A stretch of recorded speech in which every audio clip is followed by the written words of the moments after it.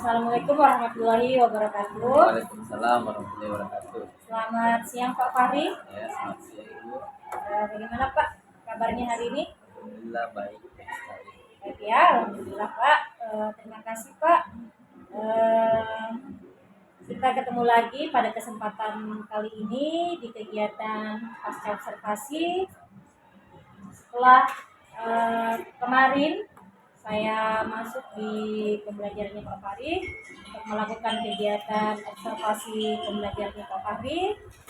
Alhamdulillah Pak, selama saya mengikuti kegiatan observasi di kelas, saya banyak mendapatkan hal-hal positif dari kegiatan yang sudah Bapak lakukan di kelas, dan selama hasil kegiatan terlaksana di kelas itu sudah cukup baik dan sudah cukup kondusif. Namun ada beberapa hal yang menjadi catatan penting bagi saya kepada Pak Fahri terkait tentang perbaikan atau perkembangan pembelajaran berikutnya. Yang pertama Pak Fahri, jadi saya mengamati pada kegiatan atau di tahapan awal kegiatan apersepsi, ya, Pak Fahri mungkin terlalu lama atau terlalu banyak mengambil waktu dikarenakan memberikan pertanyaan-pertanyaan pemantik itu kepada murid, kemudian muridnya disuruh menjawab tetapi tidak ditetapkan waktunya atau tidak ada rentang waktu yang ditentukan untuk menyelesaikan pertanyaan pemantik tersebut. Itu pengamatan saya Pak. Kemudian yang kedua, pada kegiatan setelah persepsi, kita masih di kegiatan inti, Pak Fahri mungkin lupa menuliskan tujuan pembelajaran. Nah, jadi ini penting bagi kita guru, setiap kita sudah masuk mulai kontennya atau materinya, itu harus kita sebutkan tujuan pembelajaran kita pada hari itu. Misalnya yang hendak kita capai itu ada 2 tujuan pembelajaran. Nah, itu yang kita sampaikan kepada siswa supaya konten atau materi yang kita sampaikan itu tidak lewat dari DP kita, ya. Jadi ini penting Pak, tujuan pembelajaran itu harus dicantumkan atau harus ditulis setidaknya di papan tulis supaya menjadi pengingat bahwa konten materi yang akan kita capai pada kegiatan hari itu adalah TP yang sudah disepakati.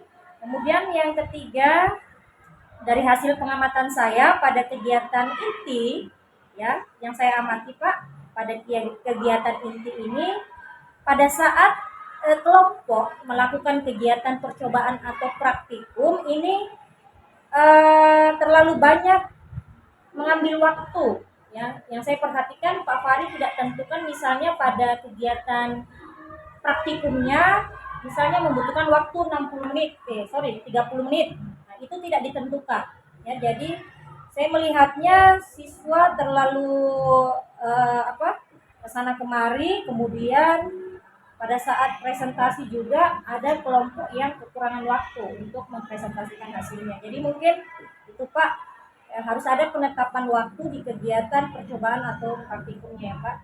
Kemudian yang keempat, yang saya amati di kegiatan akhir atau di kegiatan penutup itu Pak Fahri lupa untuk bersama-sama menyimpulkan atau membuat resume hasil kegiatan atau kesimpulan materi itu bersama siswa. Jadi ini poin penting pada kegiatan penutup, kita harus melakukan resume atau melakukan menarik kesimpulan dari hasil kegiatan itu supaya kita tahu bahwa tujuan pembelajaran yang kita tetapkan itu sudah tercapai di kelas. Ya, jadi itu beberapa catatan penting yang saya amati di kegiatan observasi kemarin yang akan mungkin Pak Fahri rencana untuk tindak lanjutnya ke depan. Nah, itu yang bagaimana Pak? Jadi dari keempat poin tersebut, kira-kira apa yang akan Bapak lakukan atau rencana tindak lanjutnya dari hasil observasi yang sudah saya lakukan kemarin? Terima kasih atas refleksi dari Bu Nina, sudah sangat membangun buat saya untuk perbaikan pembelajaran selanjutnya. Jadi untuk kedepannya itu mengenai pertanyaan pemantik tadi, nah, itu perlu perlu saya berikan waktu ya, Iya, waktu, Pak. waktu agar pembatasan waktu agar nanti eh, selama proses pembelajaran itu cukup waktunya. Kemudian untuk mengenai perbaikan di tujuan pembelajaran, ya, terima kasih sudah diingatkan. Jadi kedepannya mungkin saya buatkan slide atau Ya, betul, eh, Pak. saya tulis ya, bukan Iya. tulis Untuk lebih menarik lagi ya motivasi siswa ya. motivasi siswa dalam pembelajaran. Kemudian yang mengenai pembagian waktu selama melakukan praktikum atau percobaan. Jadi perlu saya bagi waktunya Ya, ya, betul, Pak. selama proses kegiatan praktikum agar nanti seluruh pembelajaran itu tertata dengan baik. Kemudian eh, mengenai catatan refleksi atau kesimpulan, membuat kesimpulan bersama guru dengan siswa. Jadi di situ perlu lagi saya berikan saya mengarahkan siswa membuat resume misalnya, ataukah misalnya saya bersama siswa saya itu bersama-sama membuat kesimpulan apa yang mereka pelajari pada hari ini atau bagian-bagian apa yang Ya, mereka betul. sulit Ya, betul. mereka pelajari hari ini. Jadi betul Pak yang Pak Faris sudah rencanakan ke depan. Jadi terkait saya kembali lagi terkait tentang pertanyaan pemantik ya. Terkait tentang pertanyaan pemantik ini memang penting karena kita kan mau tahu seberapa besar tingkat atau dasar pemahaman awal terkait konten atau materi yang akan kita ajarkan di kelas ya. Jadi sebisanya itu kita gunakan pertanyaan pemantik yang kontekstual. Jadi pertanyaan-pertanyaan itu berkaitan dengan kehidupan siswa, kehidupan sehari-harinya. Jadi anak-anak itu lebih mudah untuk memahami dan anak-anak itu lebih mudah mengaitkan relevan dengan apa yang akan dia pelajari nanti. Betul sekali Pak terkait tentang tadi yang Bapak katakan akan memperbaiki di tujuan pembelajaran dengan memperbaiki misalnya membuat bahan ajar atau slide yang lebih menarik ya, ini untuk tujuannya untuk memotivasi siswa supaya dia lebih semangat lagi belajar di kelas. Kemudian yang ketiga tentang analisis pembagian waktu, ini memang sangat penting ya, apalagi kita kalau di dalam kegiatan percobaan atau praktikum itu kan biasanya banyak membutuhkan waktu dan biasanya juga siswa itu kan kalau ada sesuatu yang baru dia itu lebih suka mencoba-coba.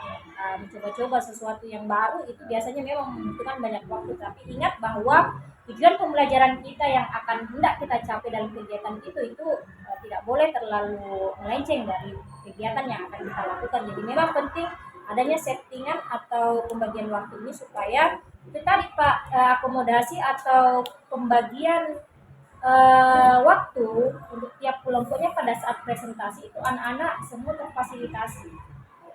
Kemudian yang keempat tadi betul sekali Pak membuat catatan singkat atau hasil kesimpulan refleksi boleh tadi sudah sangat bagus jawabannya Pak Fahri bersama-sama siswa misalnya membuat catatan-catatan kecil terkait materi atau konten yang sudah dipelajari bersama. Kemudian bisa juga anak-anak diberikan lembar refleksi ya terkait tentang materi atau konten yang masih sulit dipahami.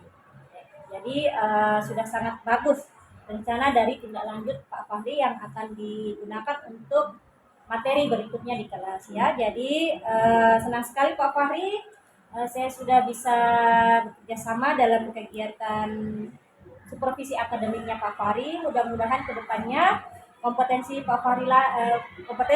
guru Pak Fahri ini semakin terlatih dan pembelajaran yang dihadirkan di kelas itu bisa berpihak pada kebutuhan semua murid dan tentunya menyenangkan bagi murid ya Pak. Terima kasih, selamat melanjutkan aktivitasnya Pak Fahri dan wassalamualaikum warahmatullahi wabarakatuh. Waalaikumsalam warahmatullahi wabarakatuh.